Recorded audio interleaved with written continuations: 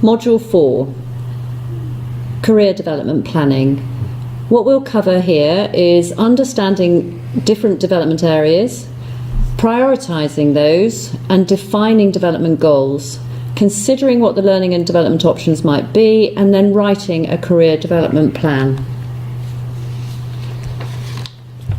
In terms of identifying development requirements, this slide gives you an idea about how you might separate out the different types of learning or development the individual might have, whether that be around knowledge, skills, or behaviour, each of which will require different types of intervention.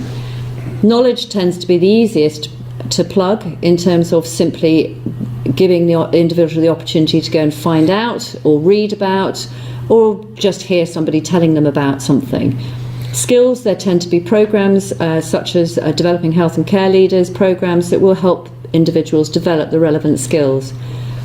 Behaviours tend to be more personal, tend to need to have a focus around, for example, coaching intervention. So in terms of actually discussing an individual's development needs and plans, what are some of the things that you could look at? So consider how individuals would like their performance to improve over the next year. So what learning and development do they really want to focus on in order to achieve their career goals? What's a key area that they would like to think about? Help them then to define their development goals. What goals would they need to set to achieve their career goals? What benefit will achieving this goal bring them, their team, and the organisation? In terms of the development options, you'll have a number of options available to you in your own organisation, and it is worth talking to your training leads or head of development, whatever the names of the jobs in your organisation, where somebody has access to whatever options are available to you as managers and individuals. For example, civil service learning, NHS Leadership Academy, any of your own organisation specific. You might do some on-job learning and shadowing project work inside your organisation. There may be employer-supported volunteering, for example. External options will include the Developing Health and Care Leaders scheme, and also skills programmes such as policy development. There'll be educational opportunities such as studying for an MBA. There will be opportunities through DHLS for shadowing, mentoring, secondments, short-term project work. There's also opportunities for attending external events or action you wish to take to connect to the front line, where this is not already covered with the role that you're in. Personal options may also include things that you want to carry out in your own time, such as volunteering, acting as a trustee, to build whatever experience and capability you want as an individual. The other side of this is to think about the talent schemes, so schemes for high potential staff.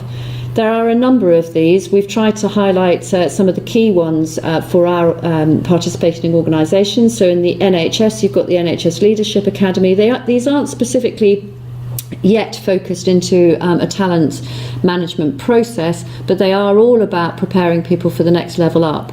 Nye Bevan is the one that is for aspirant directors looking to become directors, so is equivalent to cohort 2 for DHLS. The civil service then has the civil service high potential stream. This is actually only open to civil servants or individuals in MHRA or Public Health England who are civil servants and executive agencies. And you've got high potential development scheme for directors, you've got senior leader scheme for deputy directors, and future leader scheme for grades 6 and 7. And then of course you've got the DHLS. And this is for cohort 2, at this point is for deputy director and equivalent, so 8D and 9s, who wish to follow a career in the national health and care system.